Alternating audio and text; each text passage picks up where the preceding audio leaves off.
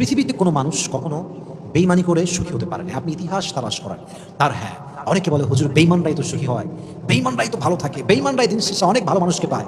মনে রাখবেন, একটা হচ্ছে বাহ্যিক সুখ আর একটা হচ্ছে ইনার পিস, আত্মার শান্তি, হৃদয়ের শান্তি। যে বেইমান হয় সে বাহ্যিকভাবে অনেক সুখী হতে পারে, তার বাহ্যিকভাবে অনেক কিছু আপনি দেখতে পারেন, বাট মাথায় রাখবেন আল্লাহর খেলা সবচাইতে বড় খেলা, আল্লাহর ধরা সবচাইতে বড় ধরা। আল্লাহ বেইমানকে বাহ্যিক সুখে সবাইকে দেখাতে চাইলেও, সবাইকে দেখালেও আল্লাহ তার ভিতরের যে শান্তিটা এটা আল্লাহ কেড়ে নেয়, ঠিক কিনা বলেন? তার ভেতরে কোনো শান্তি থাকে না। অতএব বেইমানি করে কেউ কখনো পরিপূর্ণ সুখী হতে পারে।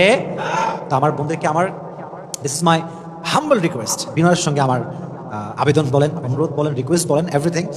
আমি জাস্ট এতটুকু বলতে চাই যে আপনার যদি কোনো পুরুষকে পছন্দ হয়, আপনার ইস্যু আসবে একটা, আপনি হয় বিয়ে করবেন না হয় তার থেকে অনেক দূরে থাকবেন।